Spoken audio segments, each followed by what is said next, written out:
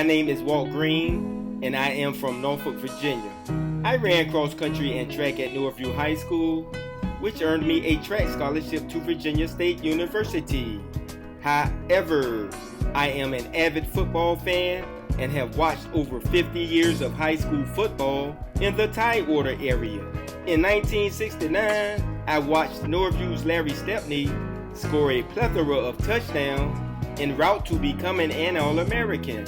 In 2019, Stepney became the only Norfolk athlete in any sport to be inducted into the Virginia High School League Hall of Fame. In the fall of 1982, my senior year at Virginia State, my dad called me and told me that a Lake Taylor High School football player had just died in a car accident. He also told me the other details related to this tragedy.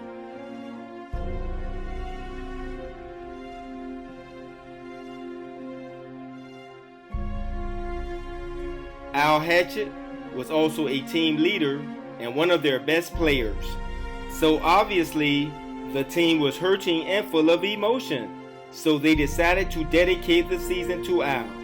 But the Titans lost their next game to Kickertan 7-6, despite outgaining them by 350 yards. And their record was 0-2-1 after 3 games.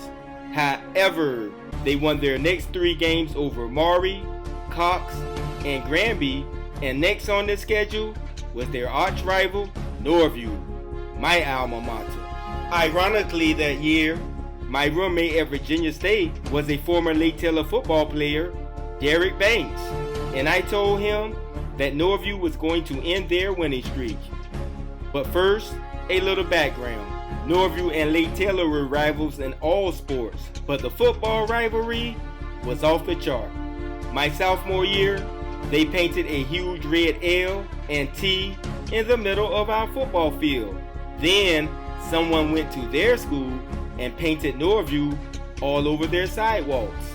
Anyway, Lake Taylor were district champions in 1973, led by Super Bowl champion Tommy Graves, and were also district champions in 1976, led by Super Bowl champ famous Amos Lawrence, who rushed for 411 yards in a high school game, and later became the second person in NCAA history to rush for over 1,000 yards in 4 consecutive seasons while at North Carolina.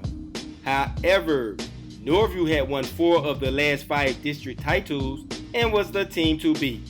But Lake Taylor was clearly on a mission in honor of their late teammate Al and whipped Northview 25-7 to move into first place with 3 games left. I told Banks that that team was special and I was going to check them out the next time I went home. 3 weeks later, I went home, and by then, Lake Taylor winning streak had grown to 6 games, and I watched them play the number 1 team in the area, First Colonial, a perennial powerhouse. Both teams had won their district, but the game would determine the regional playoff pairings. This was an exciting game that ended tied at 24, but Lake Taylor clearly outplayed First Colonial.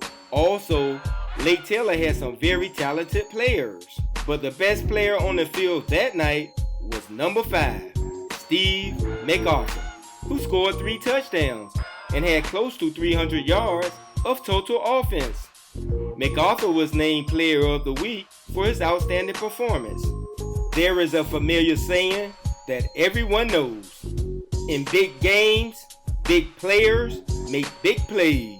And the Titans were going to need a lot of big plays because next was the regional semifinal against the nationally ranked and 2-time defending state champion Hampton Crabbers, who had just tied a state record with 35 consecutive wins. Ironically, their last loss was in 1979 to Northview in the regional semifinals. Also, their coach, Mike Smith, recently won his 500th football game to become only the 3rd coach in the entire nation to win 500 high school football games.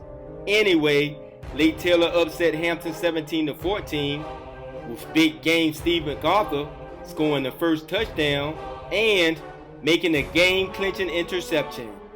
McArthur was featured in the newspaper and said he was inspired by Al in that game. In the regional final, the Titans smashed First Colonial 23-7 to advance to states.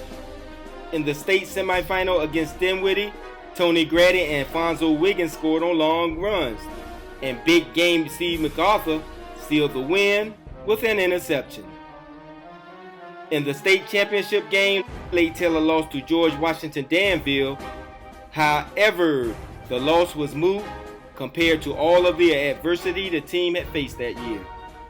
Also, it is worth noting that the Lake Taylor fan following was so big that the team became the first Norfolk school in many years to meet all of their expenses from gate receipts. And their band was so good, they received a standing ovation from the George Washington Danville crowd. The 1982 Lake Taylor Titans Miracle season belongs in Hollywood. Ironically, another team with the nickname Titans became an award-winning film, Remember the Titans. And it was also very ironic that their 1971 journey went through Norfolk, Virginia at Foreman Field, where they beat Wilson High School 36-12 in the state semifinals. In concluding, I would like to commend Steve McArthur for doing this project, and hopefully this inspiring story will end up in Hollywood, where it belongs.